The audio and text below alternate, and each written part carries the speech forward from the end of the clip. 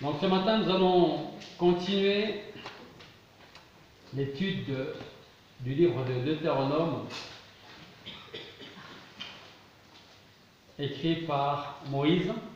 C'est juste un petit rappel. Deutéronome chapitre 2. Nous allons lire ensemble ce passage. Deutéronome chapitre 2.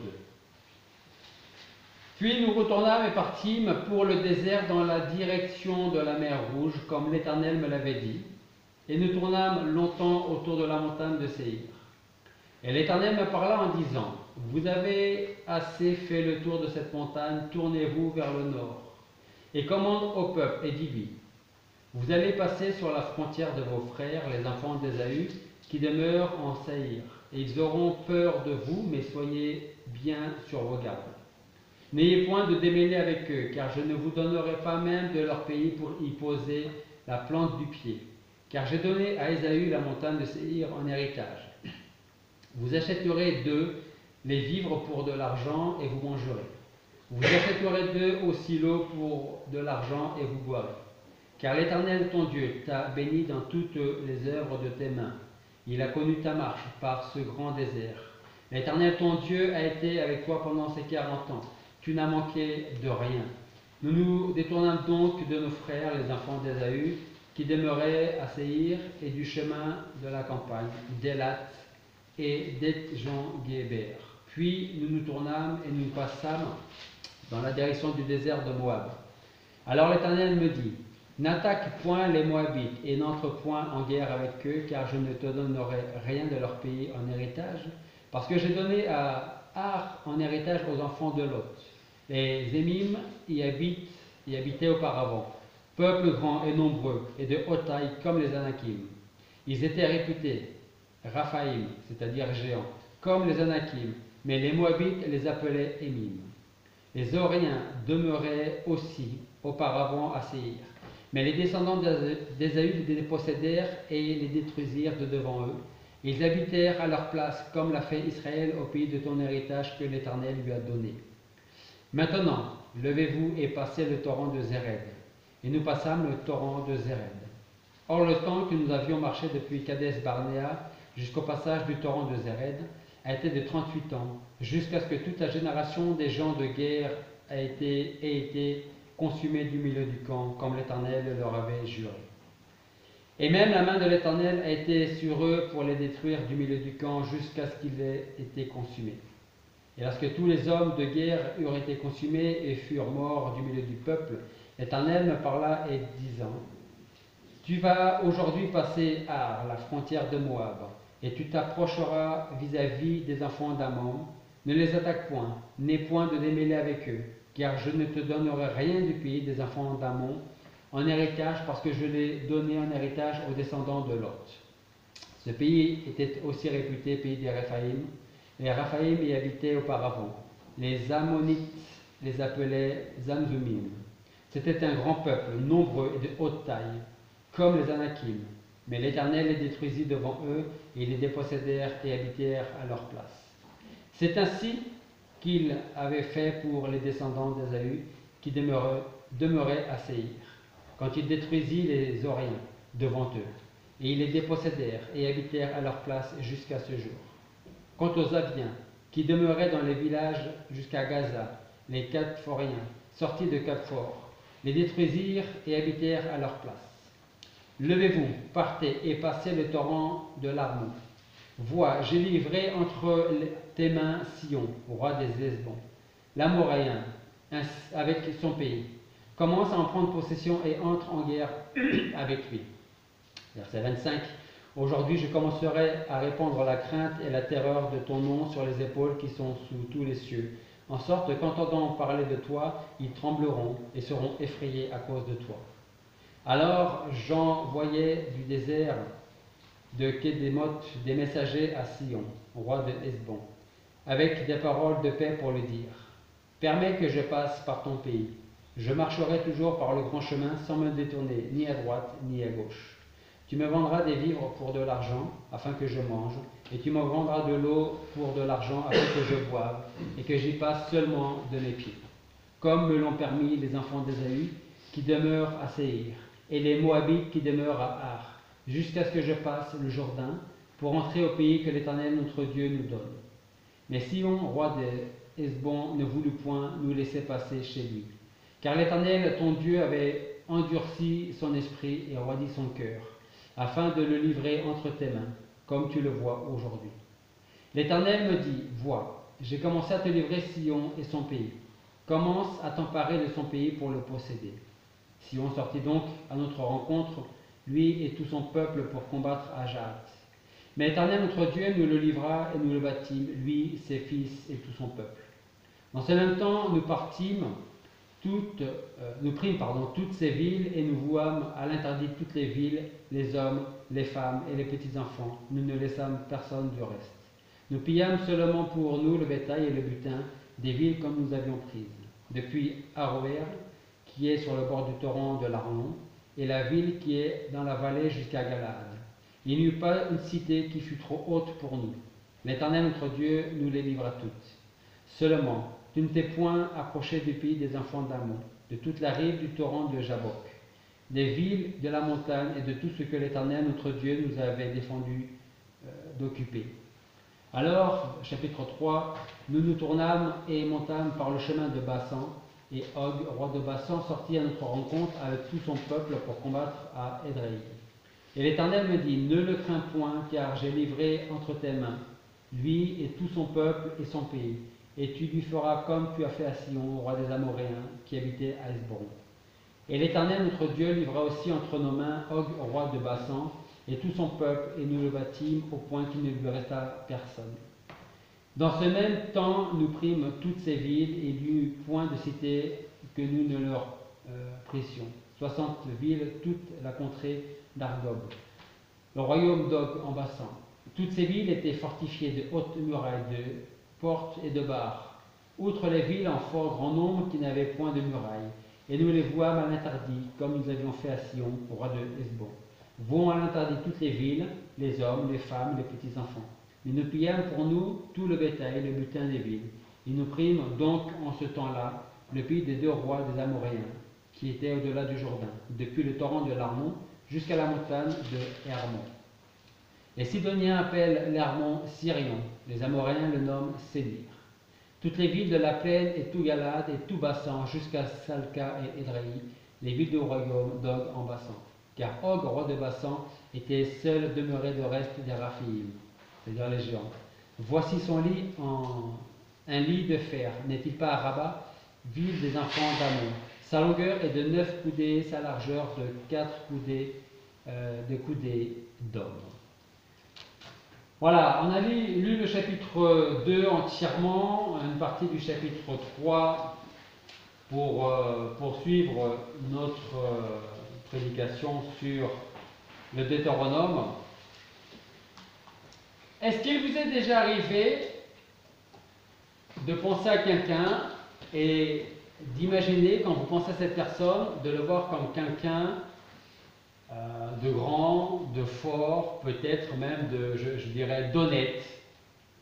Et puis, il y a quelqu'un qui vous parle de cette même personne, mais lui a une autre vision de cette personne. Il ne le voit pas aussi fort, aussi honnête que ça. Il vous en parle et de ce fait, vous vous posez des questions et vous vous dites, est-ce que je ne me suis pas trompé sur la personne? Est-ce que ça vous est déjà arrivé, ça? Alors, je ne vous demande pas si ça vous est arrivé et que vous vous êtes réellement trompé ou pas, mais d'avoir un doute sur une personne que vous pensiez d'une certaine manière et qu'en fin de compte, parce que quelqu'un d'autre vous a dit autre chose sur cette personne, eh bien, vous voyez l'autre personne autrement. Je pense que ça peut arriver à la plupart d'entre nous. C'est un peu d'ailleurs ce qui est arrivé et ce que nous allons voir ici ce matin. Nous allons voir comment Dieu a gardé le peuple dans le désert, comment il l'a délivré de ses ennemis, comment il l'a protégé du soleil, des animaux sauvages, des géants.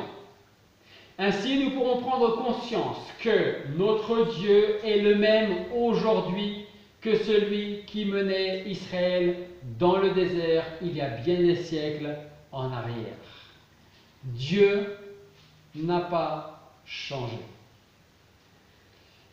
Alors, s'il y a bien un verset qui pourrait résumer ou qui pourrait illustrer tout le passage que nous venons de lire, c'est le verset 7 du chapitre 2. Deutéronome chapitre 2,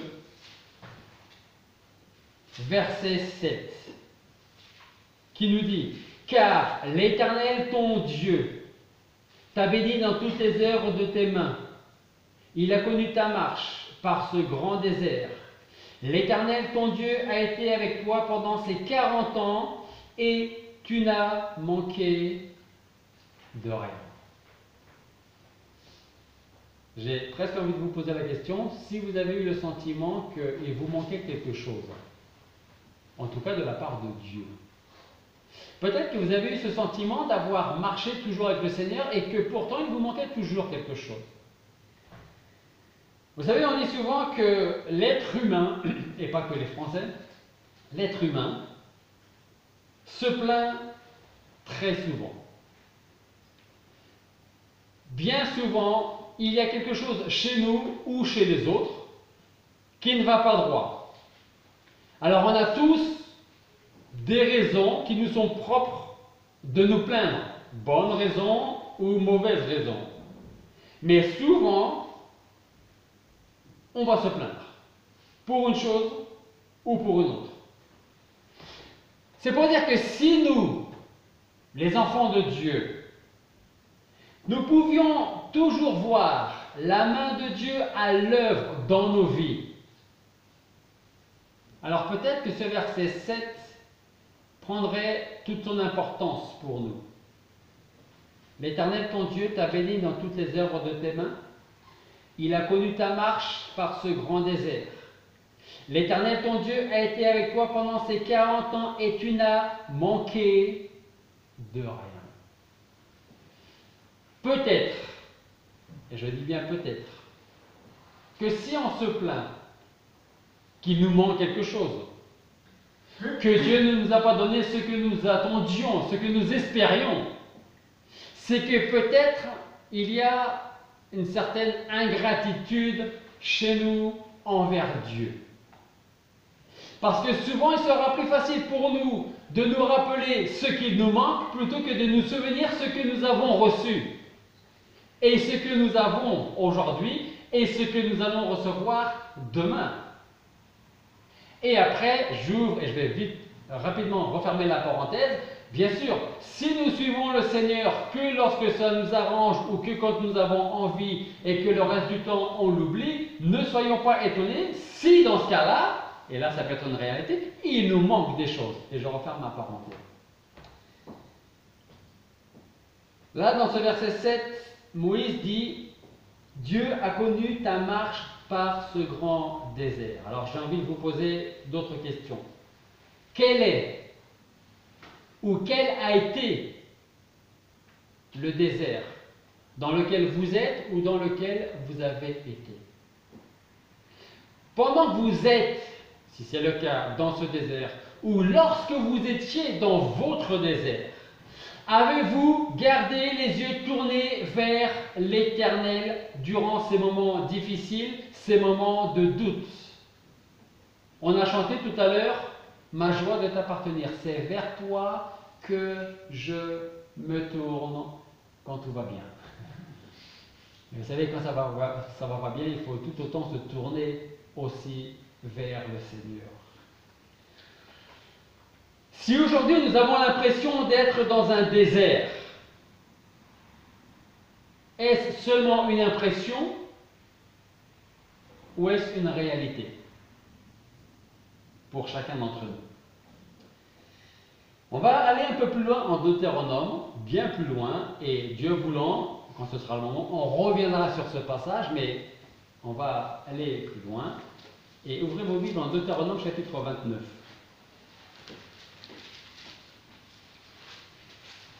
Deutéronome chapitre 29, et nous allons lire les 6 premiers versets.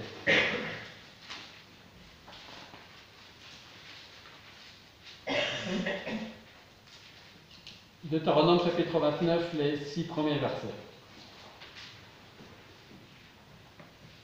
Ce sont ici les paroles de l'alliance que l'Éternel commanda à Moïse de traiter avec les enfants d'Israël au pays de Moab, outre l'alliance qu'il avait traitée avec eux en Horeb.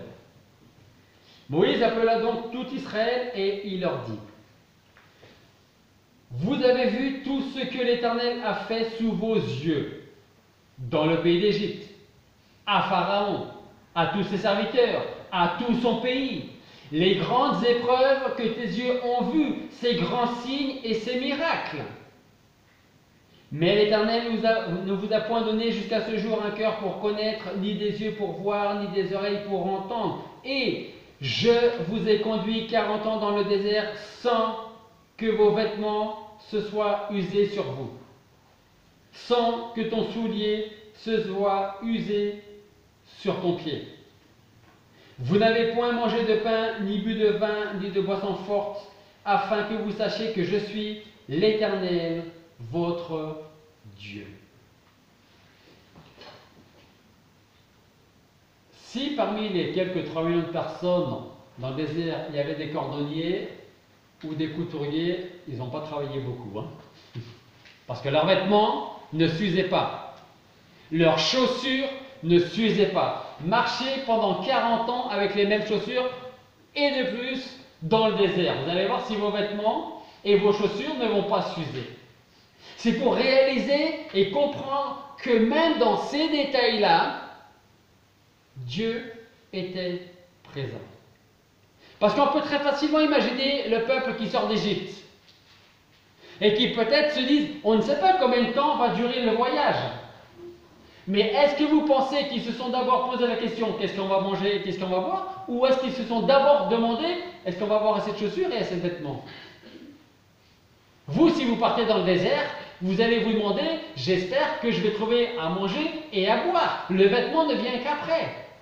Eh bien, dans ce passage, il y avait la nourriture, il y avait l'eau, mais en plus, il y avait les vêtements qui ne s'usaient pas. Alors, j'espère que les Israélites dans le désert aimaient leurs vêtements, parce que vous savez, les femmes sont un peu spéciales, quand les vêtements sont un peu passés, ils ont envie de changer. Nous les hommes, on n'est pas comme ça. D'ailleurs, les dressings dans les maisons, ce sont toujours des dressings pour les femmes, jamais pour les hommes. Tellement il y a de vêtements et de chaussures. Donc c'est pour vous dire que, juste ce détail, détail important, mais même là, Dieu était présent. Moïse, c'est presque la fin de Deutéronome, est en train de dire au peuple, rappelez-vous et regardez, voyez encore aujourd'hui ce que Dieu a fait pour vous. Alors ils sont partis d'Égypte. Personne, humainement parlant, n'avait jamais précédé les enfants d'Israël. Personne n'avait été dans le désert pour planter des panneaux indicateurs en disant la route c'est par là. Donc ils partent d'Égypte. Personne pour leur frayer un chemin. Ils ne suivaient aucune empreinte au sol. Ils n'avaient aucun point de repère. Et à vrai dire, partir dans le désert comme ça, c'est un peu ce que des gens vivent aujourd'hui. C'est-à-dire qu'ils n'ont aucun point de repère. Ils avancent, mais ils ne savent pas où ils vont. Et peut-être que vous êtes comme ça aussi en ce moment, aujourd'hui. Peut-être que nous pourrions dire aussi pour nous-mêmes que personne ne nous a précédés lorsque nous sommes dans notre propre désert. Personne pour nous montrer le chemin. Et bien souvent, vous savez ce qu'il arrive? Eh bien, on se sent seul, abandonné et perdu. Parce qu'il n'y a personne devant nous. Beaucoup aujourd'hui errent sans savoir où aller. Ésaïe nous dit que chacun suit son propre chemin. Il dit, nous étions tous errants comme des brebis, nous suivions chacun notre propre chemin. Le peuple dans le désert n'avait donc aucun point de repère. Tout autour d'eux semble aller de travers. Mais je veux rappeler que si pour eux tout semble aller de travers, c'est à cause d'eux. Pas à cause de Moïse, et encore moins à cause de Dieu, à cause d'eux-mêmes. Pourtant, Dieu était là. Est-ce que nous avons toujours obéi à ce que Dieu nous demandait? Je ne crois pas. Je ne suis pas là pour juger, mais je ne pense pas que nous avons toujours fait ce que Dieu nous demandait. Ou ne serait-ce même, nous savons ce qui est juste. Mais est-ce que nous avons toujours fait ce qui était juste? Non. Et quand on ne fait pas toujours ce qui est juste, quand on ne veut pas, ou quand on ne veut plus écouter la voix de Dieu, alors, dans notre vie, ça commence à aller de travers. Comme le peuple dans le désert. Et Dieu n'est pas responsable. Nous sommes responsables. Mais malgré cela, et heureusement pour nous, Dieu est fidèle.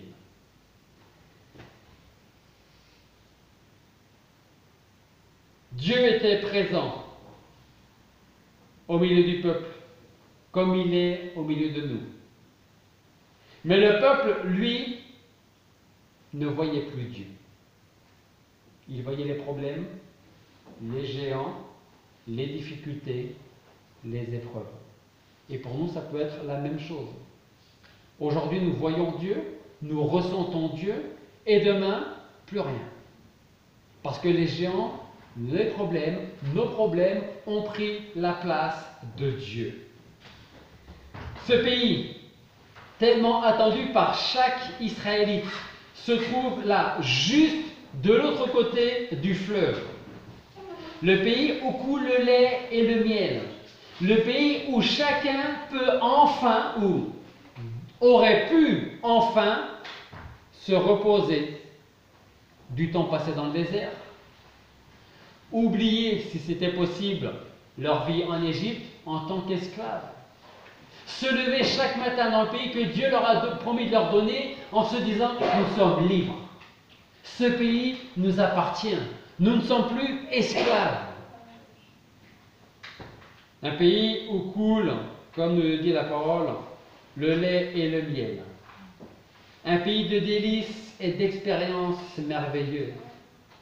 Et je pense que quand le peuple était sur le point d'entrer dans le pays avant que les espions ne reviennent et qu'ils découragent tout le monde, on peut très facilement imaginer les personnes, les parents, les mères, les pères dire à leurs enfants: voilà notre pays, voilà notre nouveau pays.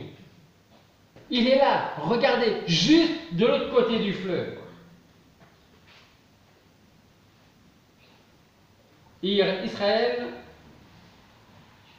la première génération, aurait dû hériter des villes, des récoltes pour eux, pour leurs enfants, des maisons et des villes déjà bâties, déjà établies, des récoltes déjà plantées. Tout ce qu'ils avaient à faire, je sais, je me répète, mais c'est bien de se répéter, c'était d'entrer et de posséder le pays parce que Dieu avait promis de chasser les ennemis s'ils rentraient par la foi. Franchement, est-ce que si vous n'avez rien pour aller durant même une semaine dans le désert, est-ce que vous iriez, vous, dans le désert? Sans eau, sans nourriture, sans rien. Peut-être que vous iriez à la bordure du désert, juste pour dire j'ai marché dans le désert et je suis revenu. On a eu le privilège de faire un voyage de noces avec nos enfants.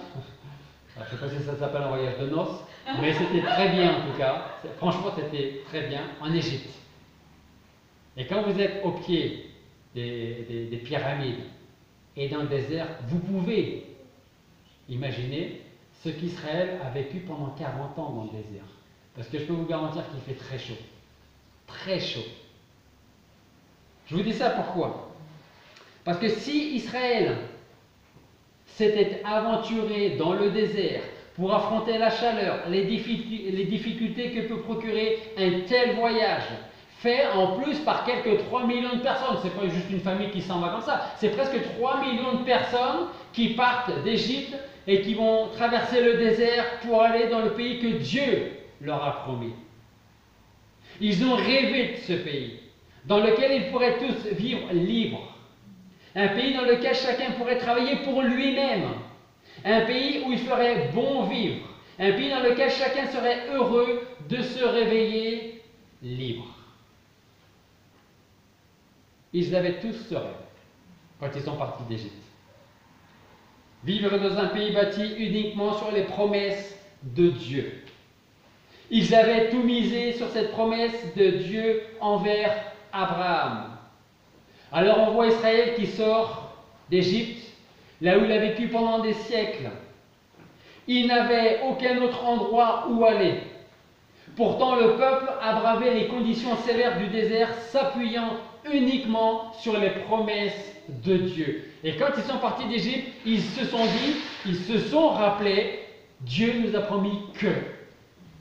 Et quand ils sont sortis d'Égypte, quand ils se sont dit, Dieu nous a promis que, ça veut dire que Dieu va nous donner ce qu'il nous a promis. Malheureusement, on connaît la suite après. Le peuple décide d'envoyer quelques espions pour avoir un peu plus de détails sur le pays promis. Donc les espions s'en vont, les espions regardent, les espions s'en reviennent et ils commencent à décrire ce lieu magnifique. Jusqu'au moment où l'un d'eux va utiliser un simple mot. Un mot. Composé de 9 lettres. Alors, je vous le dis, vous ne l'aurez peut-être pas dans votre version. Ok? Et il n'est pas dans toutes ces versions, mais un mot. Le mot, c'est le mot seulement. Seulement. En Nombre, chapitre 13, verset 29, je vous invite à chercher ce passage. Alors, si vous avez une Bible de Sarval, vous aurez ce terme-là. Si ce n'est pas une Sarval, vous aurez peut-être un autre terme. Nombre, chapitre 13,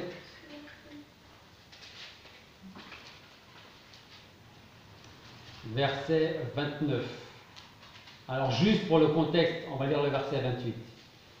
Ils firent donc leur rapport, les espions, et dirent, nous sommes allés au pays où tu nous avais envoyés, et vraiment c'est un pays où coule le lait et le miel, et voici son fruit. Tout est positif là. Tout le monde est optimiste. Verset 29. Seulement. Le peuple qui habite dans ce pays est robuste, et les villes sont closes et très grandes, et nous y avons vu les enfants d'Anak. Seulement. Seulement. Cet adverbe, le mot seulement, va conduire près de 3 millions de personnes à la rébellion. 10 hommes sur 12 ont mis le doute dans l'esprit de quelques 3 millions de personnes. Ces gens vont intérêt à se présenter au présidentiel, ils vont être élus. 10 personnes mettent le doute à 3 millions de personnes. Et un de ceux-là dit, oui, c'est un bon pays, mais seulement le problème est que 10 petites personnes ont fait d'un Dieu omnipotent un Dieu de pacotille. Quand ils sont sortis d'Égypte, jusqu'à ce que les espions reviennent, pour Israël, Dieu était un Dieu omnipotent, même s'il y a eu des périodes dans le désert où Israël n'en a fait qu'avec sa tête. Mais pour Israël, il n'y avait pas de doute. Dieu est un Dieu puissant, omnipotent, souverain. Et là, il y a 10 personnes, dont une qui va utiliser un terme, et qui va faire de ce Dieu puissant, souverain, un Dieu qui ne vaut plus rien. Ils ont fait de ce grand Dieu qui les a fait sortir d'Égypte, qui les a menés à travers le désert, qui a pris soin d'eux durant ces années, qui les a guidés le jour, la nuit, un Dieu ridicule et misérable. Et est-ce que parfois dans notre attitude, nous ne sommes pas semblables à ces gens? pour nous-mêmes ou pour ceux qui nous entourent. Devant les yeux des 3 millions de Juifs se trouvait un Dieu réduit à rien. Et ce Dieu qui avait tenu toutes ses promesses jusqu'à maintenant était devenu dans leur esprit et devant leurs yeux un Dieu menteur qui s'est amusé avec le peuple dans le désert parce que Dieu ne savait pas faire autre chose avec eux. Et en fait, ces gens ne voient plus comme Dieu voudrait qu'ils voient.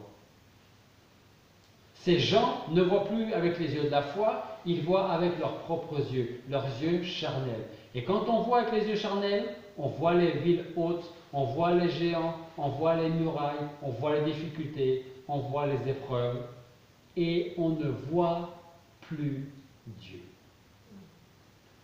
Et quand on le voit encore, eh bien, il n'est plus aussi souverain, il n'est plus aussi omnipotent que ce qu'il était quelques heures, quelques jours, quelques mois, quelques semaines auparavant. Leur pessimisme était si grand que ce n'était même pas la peine d'essayer de rentrer dans le pays. Pourquoi se fatiguer puisque de toute façon, nous sommes déjà morts. Avant que les espions reviennent, on peut comprendre, hein, c'est humain. Ils se posent des questions. Par où on va rentrer? Comment on va rentrer? Dans quel ordre de marche? Est-ce qu'on va attaquer? Est-ce qu'on va se faire attaquer? C'est normal, c'est humain de penser et de réagir comme ça. Mais là, le pessimisme de 10 personnes, la parole d'une personne, c'est dire maintenant, pour 3 millions de personnes, pourquoi chercher à rentrer? Parce que de toute manière, nous sommes morts. Dieu nous a abandonnés. Pourquoi on a lu le Deutéronome chapitre 2 entièrement, une partie du chapitre 3? Parce qu'on a vu qu'il y a plusieurs autres enfants, comme les enfants d'Ésaü par exemple, à qui Dieu, de la même manière, a donné des terres, des pays, des contrées, où vivaient aussi des géants. Et ces enfants-là ont obéi et ont fait confiance, les enfants d'Ésaü par exemple, à Dieu. Quand Dieu leur a dit, ce pays est pour vous, il y a peut-être des géants, mais allez-y, je m'en occupe. Qu'est-ce qu'ils ont fait? Ils y sont allés et Dieu s'en est occupé et ils ont possédé le pays. On a 3 exemples comme ça à travers le chapitre 2 et une partie du chapitre 3. Les pessimistes, pour le ou les pessimistes, il n'y avait plus qu'une seule issue possible. Et cette issue était la défaite. Et de la défaite allait découler la mort. Alors j'ai envie de vous poser la question, qu'en est-il de notre marche avec Dieu vers le pays céleste? Vers la maison qui nous attend là-haut. Et vous savez qu'il y avait des murailles aussi au pays céleste là. On a dit qu'on allait étudier l'Apocalypse, vous verrez. Hein, il y a aussi des murailles.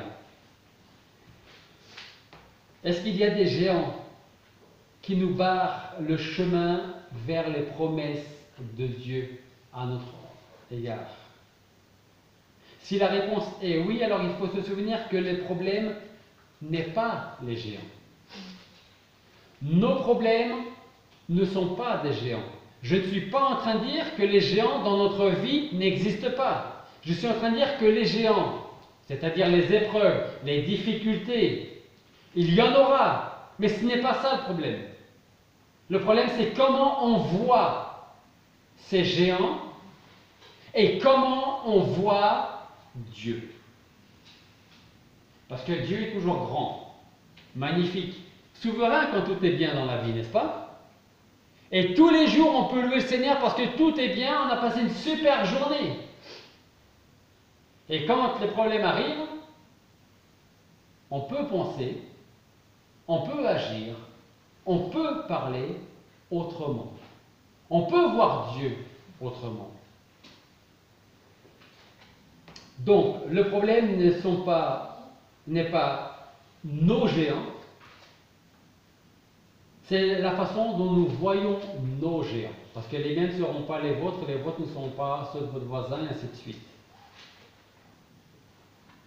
Comment est-ce que nous voyons nos problèmes et comment nous voyons Dieu? Les pessimistes voient combien le problème est grand et combien eux, ils sont petits. Ils ont cessé de regarder vers Dieu. Mais ce qui est plus grave encore, c'est qu'ils ont bouleversé la confiance des autres. Les parents qui probablement avant disaient à leurs enfants, c'est là où on va habiter ensemble, en famille, c'était fini. C'était plus que les enfants qui allaient habiter sans leurs parents et sans leurs arrière-parents et ainsi de suite. Notre foi ou notre manque de foi peut influencer et de toute manière influencera profondément les autres. Ou notre foi va les influencer en bien, ou notre manque de foi va les influencer en pas bien du tout. Donc ces gens, 10 personnes, ont encouragé l'incrédulité concernant la parole de Dieu et sa promesse. La promesse était, vous voyez ce pays, il est pour vous. Traversez le Jourdain, allez-y. Je m'occupe de tout. Il y en a un qui dit, oui, mais seulement. Seulement. Il y a des géants de l'autre côté. Et nous, on préfère mourir dans le désert plutôt que de se faire tuer par ces géants. Parce que oui, effectivement, Dieu, tu as agi dans nos vies durant ces années. On t'a vu à l'œuvre, mais là, on ne te voit plus à l'œuvre. Et pour nous, ça serait difficile de voir comment toi, tu peux te débarrasser de ces géants. Comme si c'est nous qui allions dire, ou nous, dans notre vie, ou eux, dans leur vie, qui allaient dire à Dieu, voilà comment il faut que tu fasses. Hein? Vous savez, parfois on agit comme ça aussi, hein, avec Dieu. Parfois on agit comme ça parce qu'il n'agit pas comme nous, on s'attend à ce qu'il agisse. Il travaille comme nous, on n'aurait pas pensé qu'il allait travailler. Et pour nous, Dieu fait une erreur. Ou en tout cas, on ne comprend pas comment et pourquoi Dieu fait ceci ou cela à ce moment et pas demain ou pas hier. Nous aussi, nous sommes donc sur le chemin de la foi. Nous sommes sur ce chemin qui nous conduit vers le ciel. Et nous aussi, nous allons rencontrer des géants avant d'être au ciel. Mais si nous les affrontons par la foi, ces géants s'écrouleront devant notre Dieu.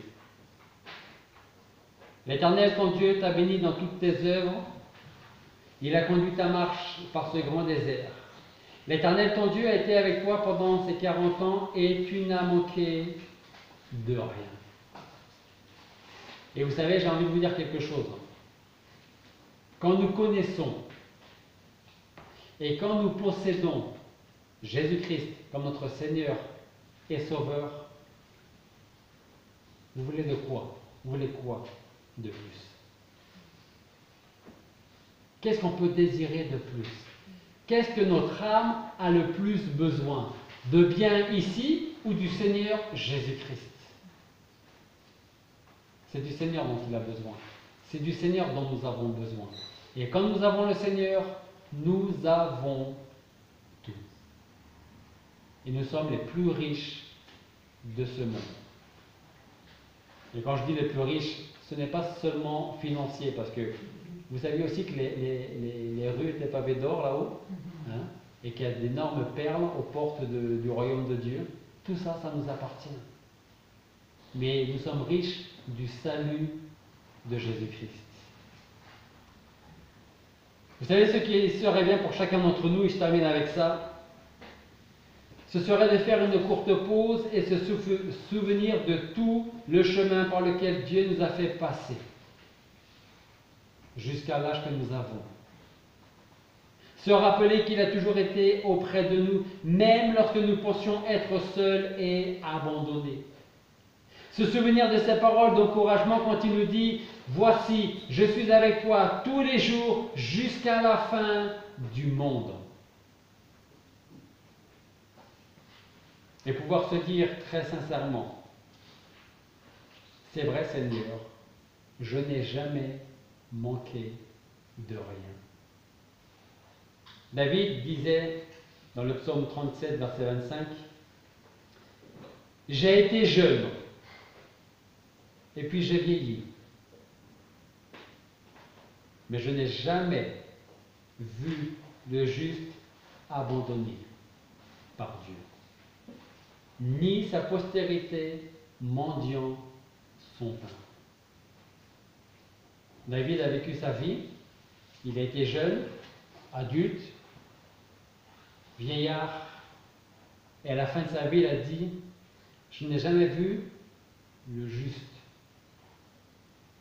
être abandonné de Dieu. » Et ce terme « juste » est important, c'est-à-dire « Je n'ai jamais vu celui qui donne sa vie au Seigneur et qui veut par la foi marcher avec le Seigneur manquer de quoi que ce soit. » Bien sûr, si vous donnez votre vie au Seigneur réellement et qu'après vous la reprenez dans le sens où je suis sauvé, donc maintenant je fais ce que je veux, je vis comme je veux, et puis Dieu, j'espère qu'il me bénira, ce n'est pas de gens comme ça dont David parle.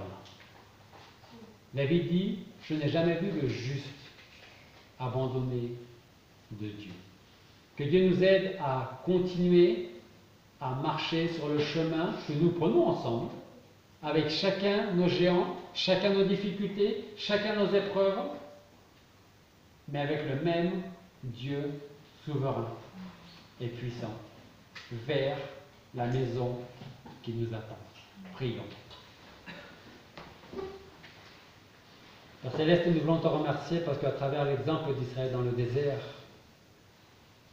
c'est vrai que si eux ont connu tous les mêmes épreuves, nous ici-bas, aujourd'hui, nous pouvons chacun de notre côté, dans notre vie, connaître des épreuves différentes, des difficultés, avoir nos géants, être dans notre propre désert, ou y avoir été, ou l'être un jour.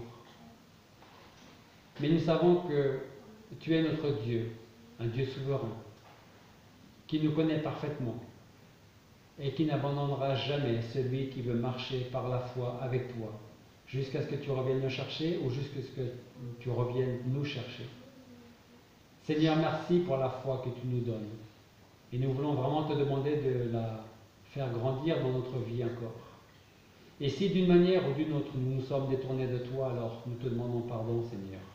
Et nous voulons te demander de nous encourager à revenir vers toi, à reprendre ta parole, la lire, la mettre en pratique et la retenir dans nos vies, afin que nous puissions nous aussi dire que nous faisons partie de ces justes, qui veulent marcher par la foi, avec toi, sur ton chemin, vers la maison. Je te prie pour chaque personne ici présente, pour ceux qui nous écoutent, ceux qui nous regardent, et que tu parles dans les cœurs de chacun. Et c'est en ton nom que nous te prions.